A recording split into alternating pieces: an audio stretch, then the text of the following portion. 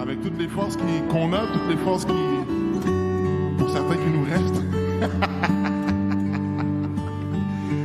Et puis, Seigneur est bon vraiment. Là.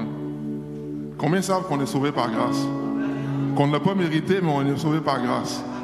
Alléluia, alléluia. Alors, à cette première louange, on va demander au Seigneur qu'il nous ouvre les yeux. Vous connaissez bien cette louange. Une louange qui est quand même très connue, mais qui est toujours pertinente. Et puis, on va demander au Seigneur ce matin qu'il ouvre les yeux de nos cœurs.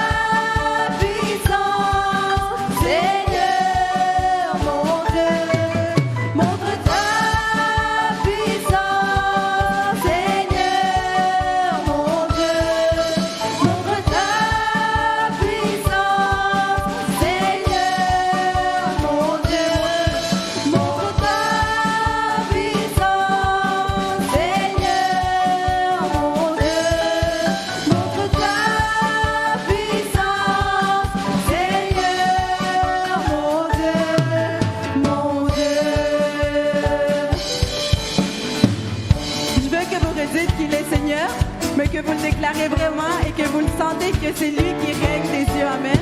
Fait que dites-le avec confiance que c'est lui qui est Seigneur. Je vais vous entendre. Il est Seigneur et il règne des cieux. Il est Seigneur.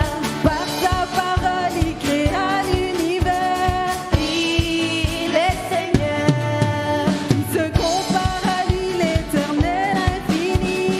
Il est Seigneur. Il vient en puissance à l'appel de son nom. Il est Seigneur. Il est Seigneur et il règne des cieux. Il est Seigneur. Par sa parole, il créa l'univers. Il est Seigneur. Il se compare à lui, éternel infini. Il est Seigneur. Et il vient en puissance à l'appel de son nom. Il est Seigneur. Montre ta puissance, Seigneur, mon Dieu. Montre ta puissance, Seigneur, mon Dieu. Montre ta puissance, Seigneur, mon Dieu. Montre ta puissance, Seigneur, mon Dieu. Mon Dieu,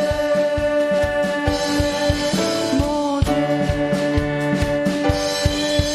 mon Dieu.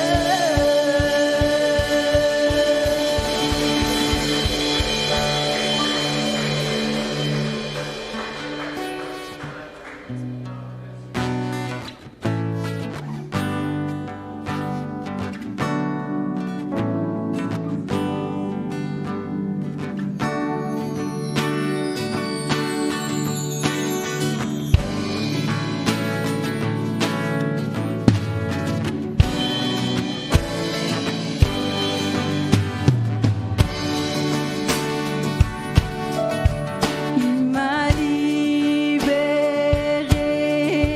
ma dette est payée. Je suis enfant de Dieu, je suis à lui. Et dans sa maison, j'ai trouvé ma place. Je suis enfant de Dieu, je suis à lui. Il m'a libéré, il m'a libéré. Ma dette est payée. Je suis enfant de Dieu, je suis à lui. Et dans sa maison, j'ai trouvé ma place. Je suis enfant de Dieu, je suis à lui. Suis-je pour que le roi des cieux m'ouvre ses bras? Perdu mais trouvé par sa grâce, son amour pour moi, son amour pour moi. Il m'a libéré, ma dette est payée. Je suis enfant de Dieu, je suis à lui. Et dans sa maison, j'ai trouvé ma place. Je suis enfant de Dieu, je suis à lui. Il m'a libéré, ma dette est payée. Je suis enfant de Dieu, je suis à lui. Et dans sa maison, j'ai trouvé ma place. Je suis enfant de Dieu, je suis à lui.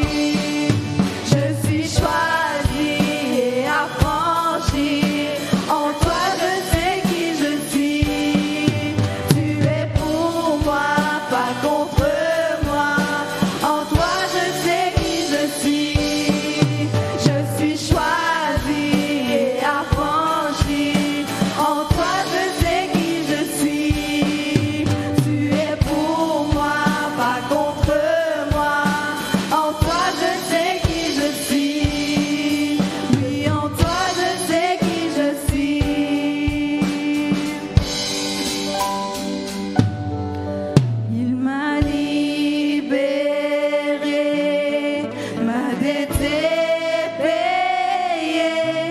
Je suis enfant de Dieu, je suis à lui.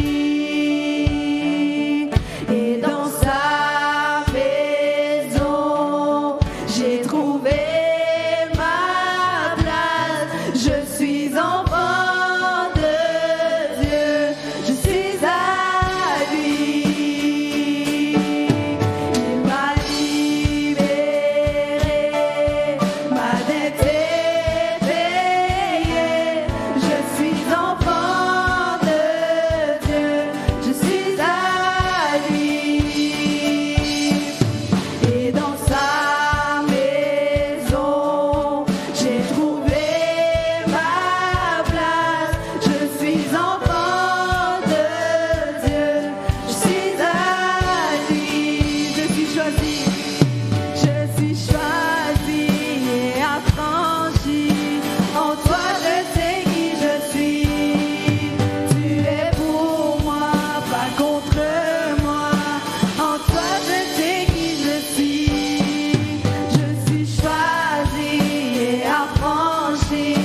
En toi, je sais qui je suis. Tu es pour moi, pas contre moi. En toi, je sais qui je suis. Oui, en toi, je sais qui je suis. Il m'a libéré, ma dette est payée. Je suis enfant de Dieu, je suis à lui. Et dans sa maison, j'ai trouvé ma place. Je suis enfant de Dieu, je suis à lui.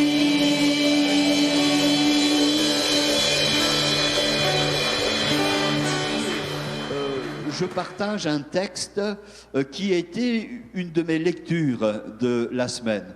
Alors évidemment, vous l'avez certainement reconnu, c'est le psaume 1er et le verset 3. Il est comme un arbre planté près d'un courant d'eau. Peut-être que c'est la première fois que vous entendez ce passage de la parole de Dieu.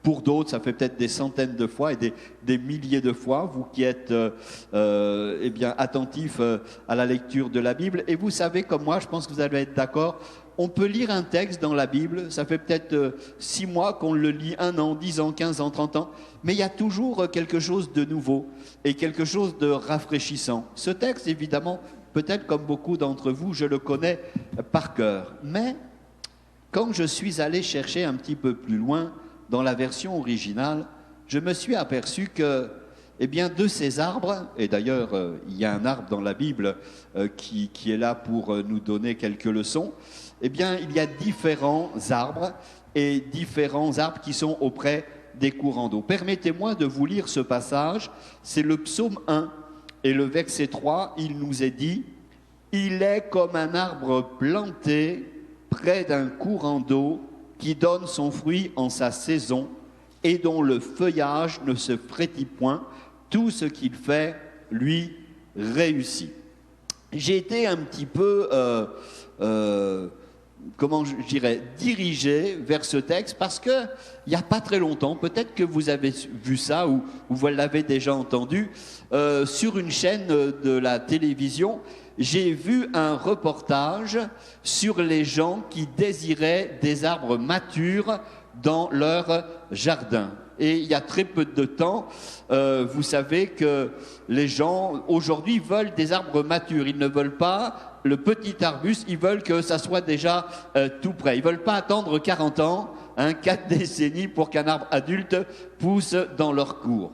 Et le reportage nous montrait que nous pouvions, vous et moi, acheter des spécimens de 30 pieds, c'est-à-dire 9 mètres de haut. Et j'ai vu un reportage, alors c'était pas au Canada, mais ça doit certainement exister, c'était dans une pépinière à New York. Et vous pouviez avoir un arbre, si ça vous intéresse, hein, vous irez voir les liens, il faut juste débourser $42 000 US pour un arbre adulte. Donc, sentez-vous libre. Hein. Alors, si vous avez un petit budget, un être européen de 50 pieds, de 15 mètres, ben c'est une aubaine. ça serait mieux. Vous pouvez l'avoir pour seulement 20 000 $ US. C'est mieux, hein. Moi je vous donne des possibilités, hein. Et malgré les prix, hein, les principales pépinières du pays font état d'une envolée des arbres matures. C'est ahurissant. Il y a un marché. Et je réfléchissais à ça et je me disais, c'est vrai, nous les humains, je ne sais pas comment vous êtes, mais moi je me prêche à moi-même, nous sommes toujours pressés, hein, à la recherche de raccourcis, toujours, pour contourner le processus et même saisir ici le produit. Et parfois, nous attendons de même une maturité dans notre foi chrétienne instantanée, dans notre marche chrétienne et notre croissance dans la foi. On pense que ça va venir comme ça, juste en claquant des doigts. Et moi je dis, mais quel contraste énorme entre le temps que Dieu a des relations avec nous et ce que nous voulons absolument tout de suite. Un chrétien, vous savez, il y a le psalmiste qui va affirmer une promesse de Dieu selon laquelle la personne qui prend plaisir à sa parole, justement, est comme un arbre planté près des fleuves d'eau, et même le texte continue, qui produit son fruit en sa saison. Et il me semble qu'un chrétien en pleine croissance, d'ailleurs qu'il soit un nouveau croyant, ou un croyant, on va dire, chevronné, et est-ce que ça existe un croyant chevronné? Je ne suis pas sûr.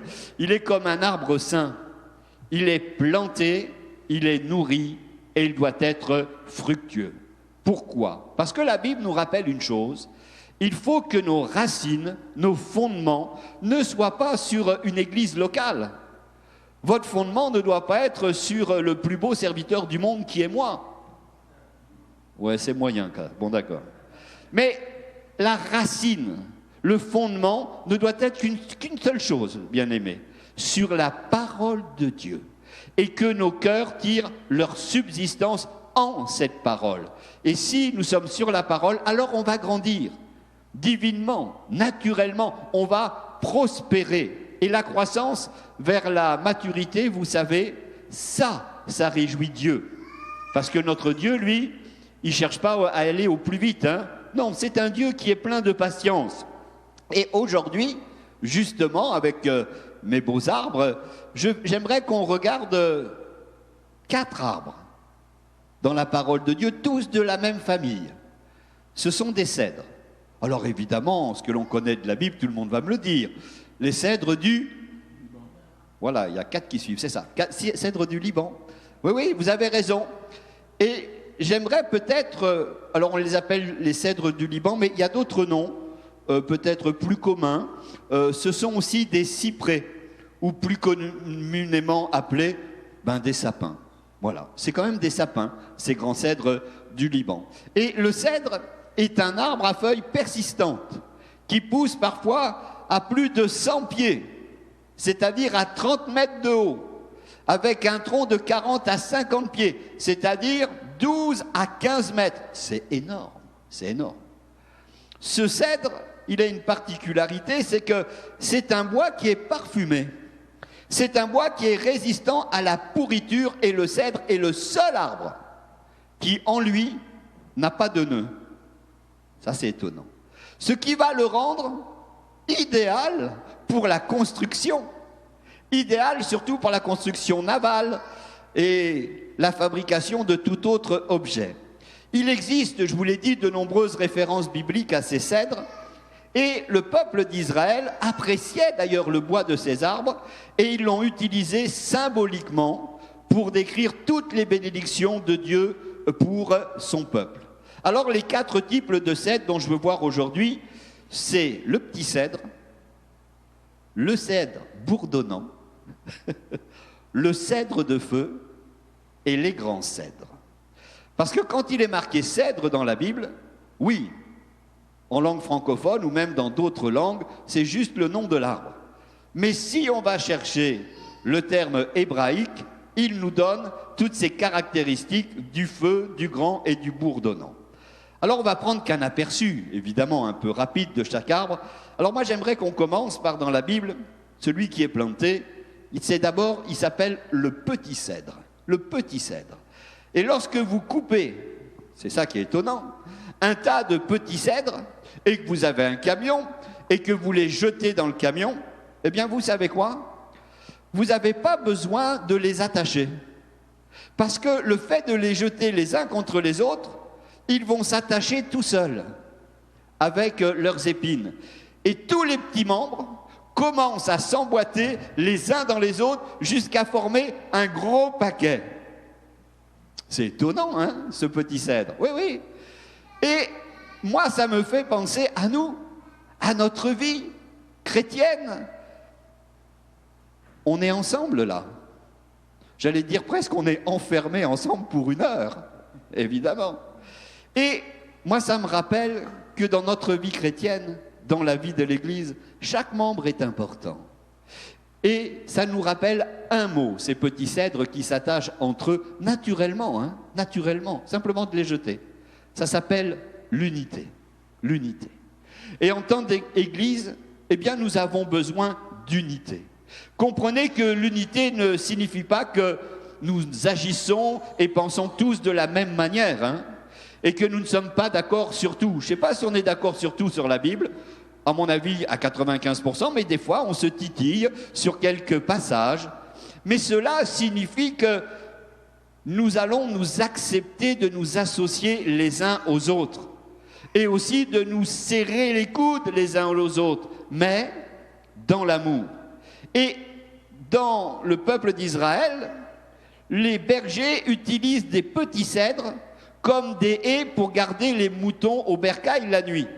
Vous avez certainement vu déjà ça. Vous croyez, moi je pensais il y a bien longtemps que c'était simplement des haies, des petits arbustes, mais ce n'est pas n'importe lesquels. C'est des petits cèdres, parce que les bergers, ils ne sont pas bêtes, hein. Ils en jettent un, ils en jettent deux, et puis ils se mettent l'un dans l'autre. Il n'y a même pas besoin de faire cet effort. De petits arbres, des branches enlacées qui forment un mur dont les moutons ne peuvent s'échapper, et des petits cèdres qui gardaient les moutons en sécurité. Les moutons ne pouvaient pas sortir, et puis surtout, le loup ne pouvait pas se frayer un chemin à travers les branches. Moi, je n'ai pas besoin du grand méchant loup dans l'église, hein. Vous savez qui c'est, le grand méchant loup? Il s'appelle Satan, l'ennemi de nos âmes. Et on peut y tourner dans toutes les manières si les membres d'une église, moi je dis ça mais parce qu'ici il n'y a aucun problème, mais les membres de l'église, si on n'est pas unis, si on n'est pas serrés, eh bien l'adversaire, lui, va toujours trouver une faille. Il va toujours trouver une faille. La force d'une église, frères et sœurs, mais vous le savez, mais c'est bien de le répéter, c'est l'unité. Même si on n'est pas d'accord sur tout, l'unité, c'est très important. Vous savez, les petits cèdres sont aussi utilisés pour fabriquer des poteaux, comme des petits murs. C'est le petit cèdre qu'on utilise. Et ça nous raconte vraiment une belle histoire, j'allais dire, sur certaines personnes à l'église. Je pensais à ça. Moi, je peux penser à tant de personnes qui ont exercé leur ministère dans des domaines qui ne reçoivent jamais beaucoup de reconnaissance. Quelle reconnaissance on a dans un bercail pour les petits poteaux? On trouve naturel qu'ils soient là, les petits poteaux? Non? On trouve naturel qu'il y ait quelqu'un à la sono?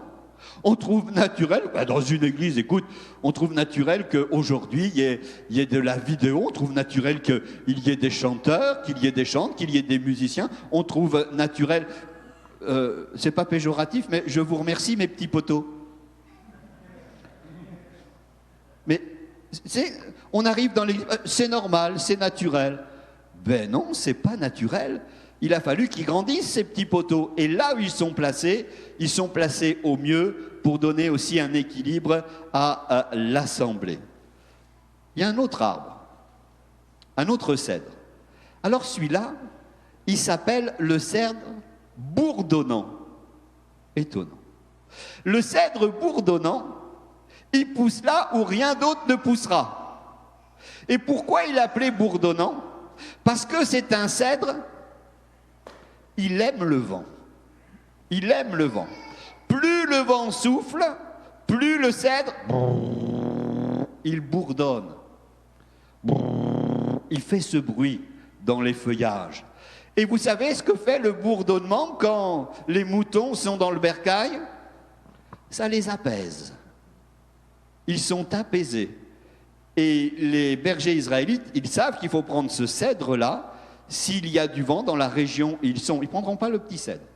Ils vont prendre le cèdre bourdonnant parce que ça va calmer les moutons. Et moi, je crois que les cèdres bourdonnants sont également importants pour notre assemblée. Oh, oui, oui, oui. Vous ne le savez pas, mais au milieu de nous, il y a des cèdres bourdonnants. Ce sont des frères et des sœurs, des chrétiens qui aident à ramener le calme dans des fois des circonstances chaotiques. Il y a des gens qui naturellement sont là et qui apaisent. Quand on parle avec eux, on était peut-être dans une colère pour telle ou telle situation dans notre vie, et puis on va recevoir un conseil d'un frère, d'une sœur, quel que soit l'âge. Et on sait que naturellement, oh, c'est bien ce qu'il m'a dit parce que ça apaise ma vie. Ça apaise mon esprit. Et ça nous rappelle aussi de nous concentrer sur le visage de Dieu et de nous abandonner à lui. Les chrétiens bourdonnants, pour moi, ça va être les frères et sœurs qui vont rester dans les empreintes de Dieu, pas à pas. Et chaque fois que nous pensons à Dieu, eh bien, nous pensons aussi à ces bien-aimés qui sont là, dans le calme. Même s'il y a une tempête dans nos vies, ils sont là pour nous apaiser, comme un arbre planté près d'un courant d'eau. Moi, j'ai vécu juste à côté de chez moi, vous voyez, cette image des arbres et des courants d'eau. Moi, que je me réveillais le matin, c'était ça. Ça en face de moi et le cimetière derrière. C'était moins drôle derrière. Mais c'était comme ça chez moi. Et je peux vous dire que c'était apaisant. De ma fenêtre, quand ma mère rentrait dans ma chambre, parce que comme tous les enfants et les ados, je voulais rester au lit, ma mère faisait deux choses insupportables. Peut-être que vous avez eu ça. Elle prenait les couvertures comme ça, elle disait, allez, lève-toi, et elle ouvrait la fenêtre. Maman, c'était horrible. Et je crois que ce cèdre et cet apaisement, c'est la même chose que cette eau qui coule. Elle rafraîchit, mais elle apaise aussi nos âmes. Il y a un troisième cèdre. Alors celui-là, il me plaît bien aussi, parce que dans le texte hébreu, il apparaît comme ça. Il s'appelle le cèdre de feu. Le cèdre de feu. Chaque pasteur veut des cèdres de feu dans son église, croyez-moi. C'est le genre d'arbre qui s'enflamme à la moindre étincelle. Très dangereux. Moindre étincelle, ça s'enflamme. Moi, je connais des gens d'église qui ne prendront pas feu. Même si vous soufflez dessus, même le cèdre de feu s'enflamme plus rapidement qu'eux. Oui. Ce qui est étonnant avec ce troisième cèdre, le cèdre de feu, c'est surtout sa capacité à brûler. Même s'il y a une pluie abondante, le cèdre de feu continue à brûler. Et est-ce que vous savez pourquoi? Parce que là encore, c'est la seule espèce d'arbre dans le monde qui le fait. C'est parce qu'il est rempli d'une sève qui s'appelle la sévrine. Et cette sève, même quand l'arbre commence à brûler, cette sève, elle augmente, elle augmente, elle augmente. Et ça brûle, et ça brûle, et ça brûle. C'est le genre de bois que vous voulez brûler au camping. Hein. T'en mets qu'un, puis ça dure des heures. Hein. Au lieu d'aller le chercher. Et il est là pour faire quoi, ce feu? Toujours la même chose. Pour éloigner les prédateurs, pour éloigner les loups. Et non seulement le feu éloignera les loups, mais il aide également à garder le berger et les moutons au chaud la nuit. Donc c'est important pour nous d'avoir ce feu continuel. Quelle est l'image de ce feu pour chacun d'entre nous? Eh bien, c'est l'Esprit de Dieu. C'est cette vie de l'Esprit qui va être renouvelée chaque matin. Mais comment elle se renouvelle chaque matin? Par une seule chose. Si on lui demande, nous dit la Bible. Le Seigneur, il renouvelle nos forces, cette vision de l'Esprit, mais il faut lui demander. Et puis, il y a un autre cèdre. Celui-là, c'est le grand cèdre. C'est celui qu'on connaît au Liban. C'est celui que nous avons dans notre image collective. Le meilleur des grands cèdres, moi, je ne savais pas ça. Mais il peut atteindre, j'ai cherché, 300 pieds. Bon, les Européens, les Africains, 91 mètres. C'est un arbre assez étonnant, hein. Mais plus étonnant encore, c'est sa racine. Il a une racine, celui-là, vous savez quoi? Elle peut pivoter. Elle peut pivoter. Moi, je croyais qu'un arbre, la racine, elle était là. Puis moi, j'ai prêché ça pendant 40 ans. Hein. On est enraciné, etc. Eh bien, lui, non. Elle peut tourner de temps en temps. La racine pivotante du grand cèdre est tout aussi grande en descendant et l'arbre est grand en montant. Ils ont la même longueur de ce que vous voyez, c'est pareil en dessous. C'est très impressionnant. Et moi, j'ai remarqué, en fin de compte, une certaine corrélation entre le grand cèdre et nos vies. Pourquoi je dis ça? Parce que le grand cèdre, il pousse davantage dans l'obscurité et aussi dans le froid. Et il pousse aussi à la lumière du soleil, mais la majeure partie de sa croissance se produit dans l'obscurité. Oui. Pourquoi je dis que c'est pareil pour nous? Parce que je sais que ma vie, moi j'essaye tous les jours, certainement comme vous, hein, parce que je ne suis pas plus, pas moins, hein, de me rapprocher de Dieu. Et c'est naturel, on fait tout ça. Hein, quand c'est difficile dans nos vies, alors là, on veut se coller à Dieu. Hein. Quand ça va bien, on est moins collé. Hein. Mais quand il y a des moments sombres, des moments difficiles, qui sont des fois plus souvent dans certaines vies que dans les bons moments, à quel moment vous avez commencé vraiment à grandir? À quel moment, comme moi, vous avez commencé à avoir une certaine maturité chrétienne? Eh bien, dans les moments difficiles.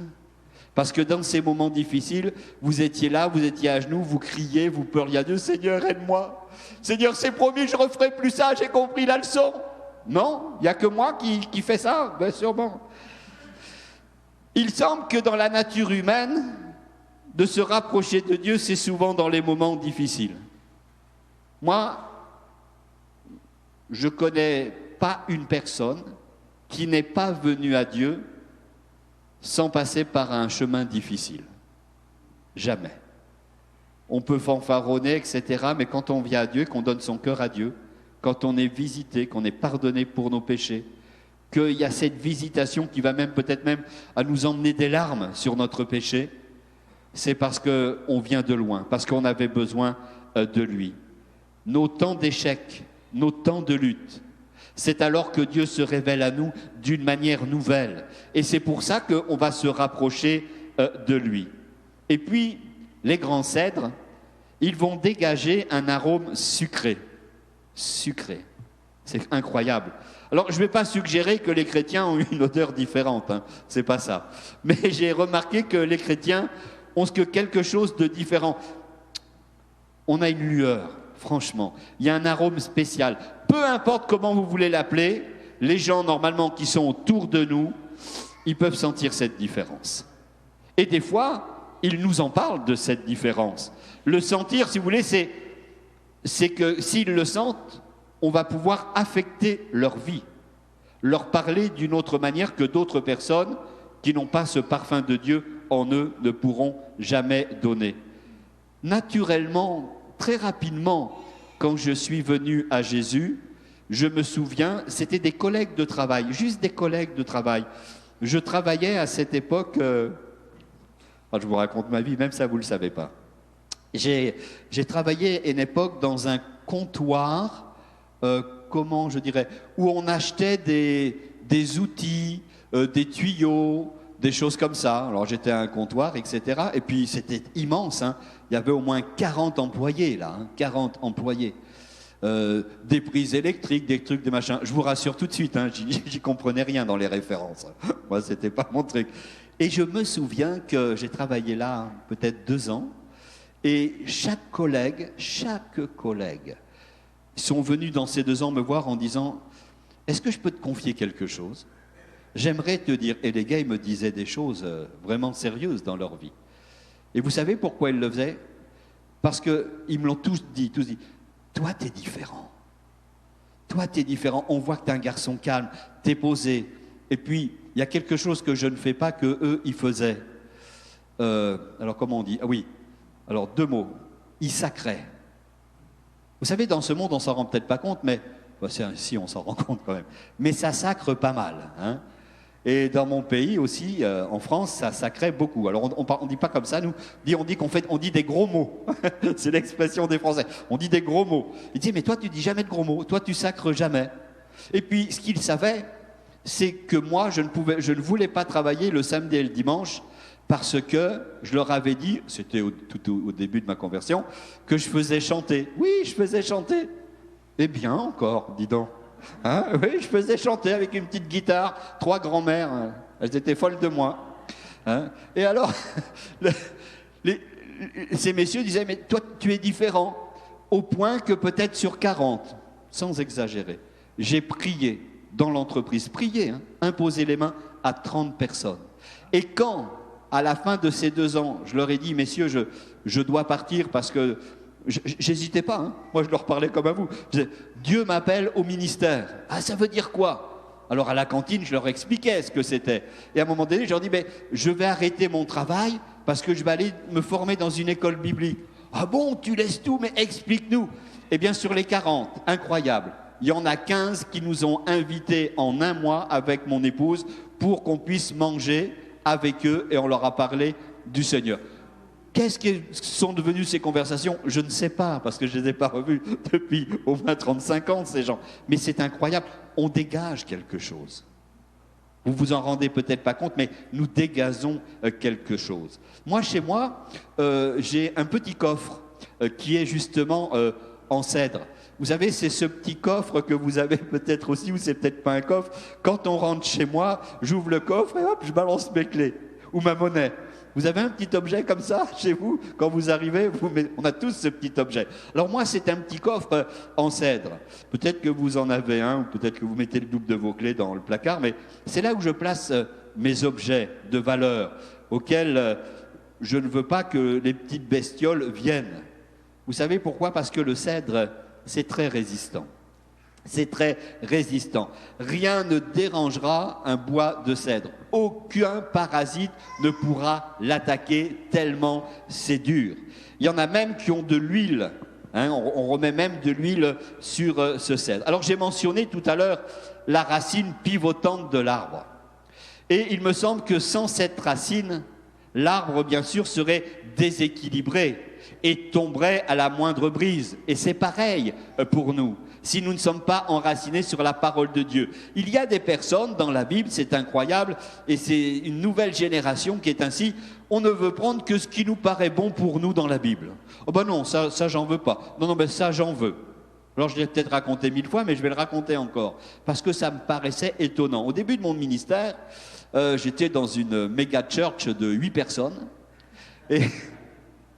et dans cette méga church, il y avait un monsieur. Il s'était acheté une Bible, mes amis, mais un truc épais comme ça, là. Mais une belle Bible, moi j'étais presque jaloux, j'en avais pas une aussi belle que lui.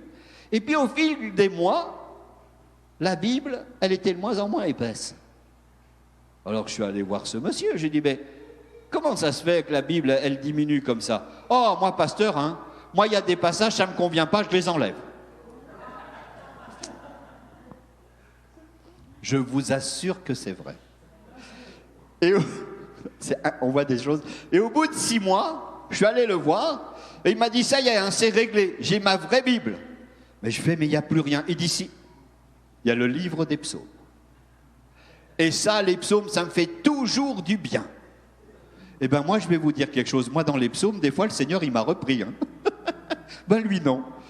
Mais vous savez, on fait ses courses des fois avec la Bible. Ça, je prends pas. Dans la Bible, on prend tout, on prend rien. Hein. Ça s'appelle la foi. Hein. Ça s'appelle la foi. Nous devons être enracinés. Et notre enracinement, il doit se faire aussi dans l'église locale.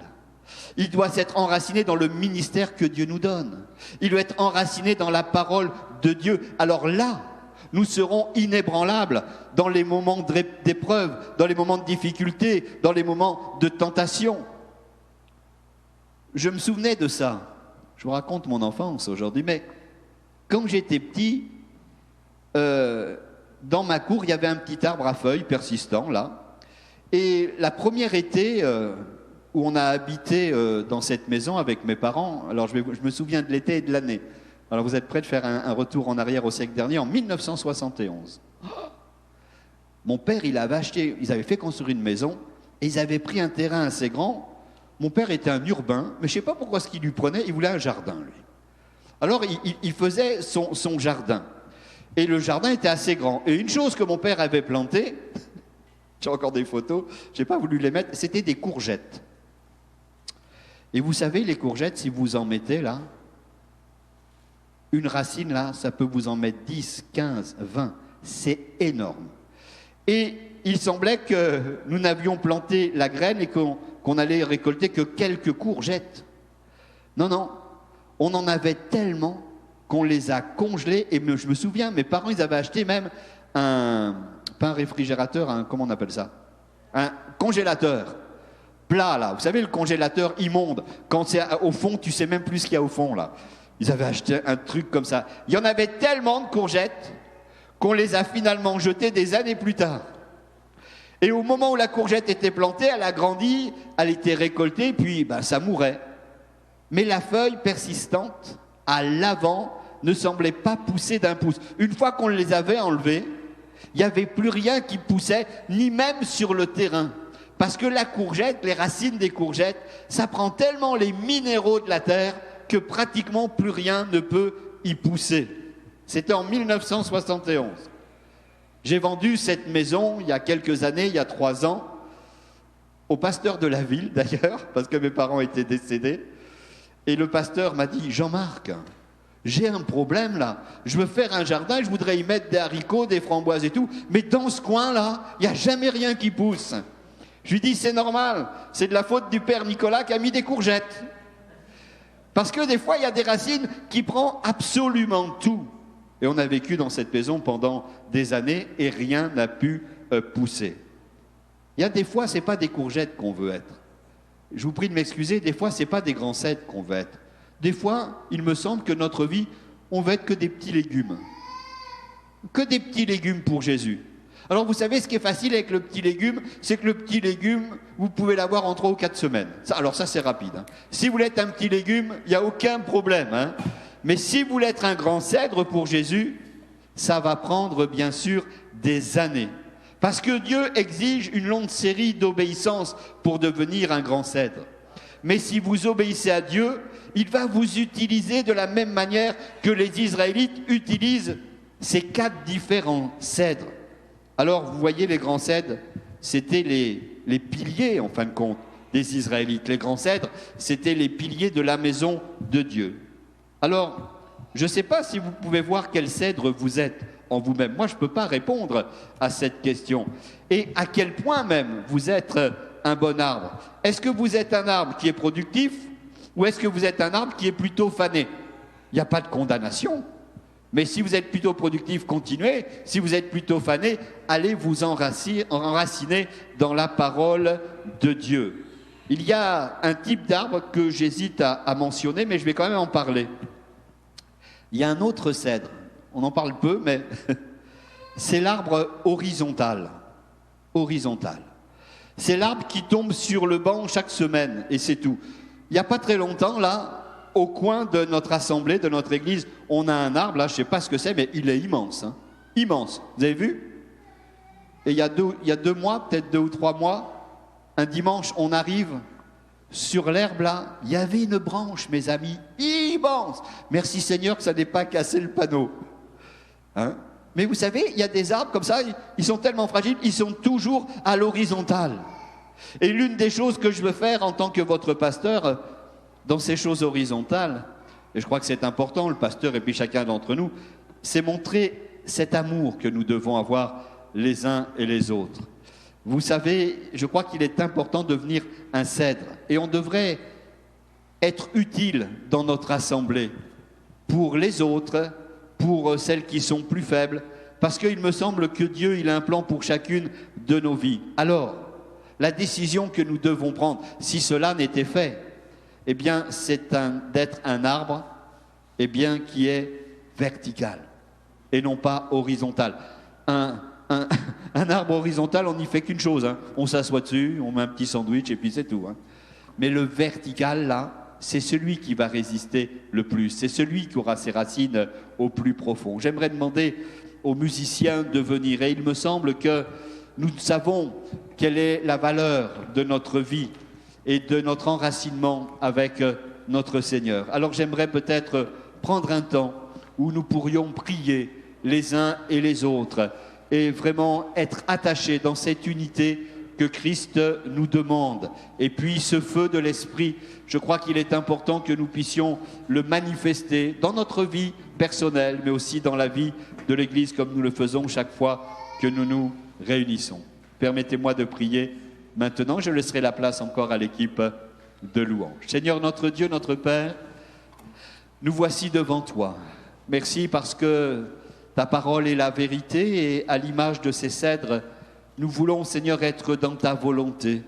Rends-nous utiles à ton œuvre, rends-nous utiles au ministère auquel tu nous appelles. Seigneur, cette grâce et cette protection, c'est plus que des cèdres, c'est toi qui nous la donnes, Seigneur.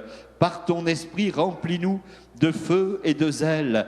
Par ton esprit, Seigneur, que nous soyons enracinés dans ta parole ou quand dans les moments difficiles, nous puissions compter sur toi. Seigneur, tu as toujours des paroles appropriées pour chacun d'entre nous dans l'exercice même de la lecture de la Bible.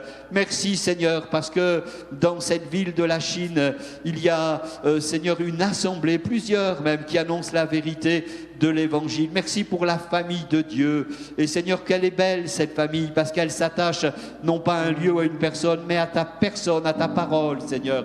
C'est pourquoi, Seigneur, nous sommes dans la joie. Relève celui ou celle qui passe des moments difficiles, Seigneur. Augmente la foi de celui ou celle qui est peut-être dans l'inquiétude et le doute. Seigneur, nous te prions au nom du Seigneur Jésus, car toi seul, Seigneur, as tout pris à la croix de Golgotha. Et nous te remercions et que cette parole puisse passer encore sur nos cœurs et repasser pour nos cœurs, pour que nous puissions comprendre, Seigneur, quelle est ta grâce et l'amour que tu accordes à chacun d'entre nous.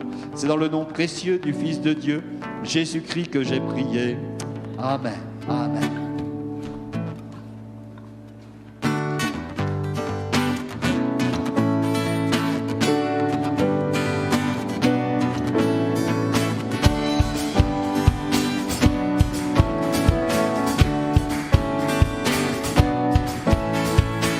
J'échangerai la tristesse, j'échangerai la faiblesse, je les échangerai par la gloire du Seigneur. J'échangerai la honte, j'échangerai la maladie, je les échangerai par la gloire du Seigneur.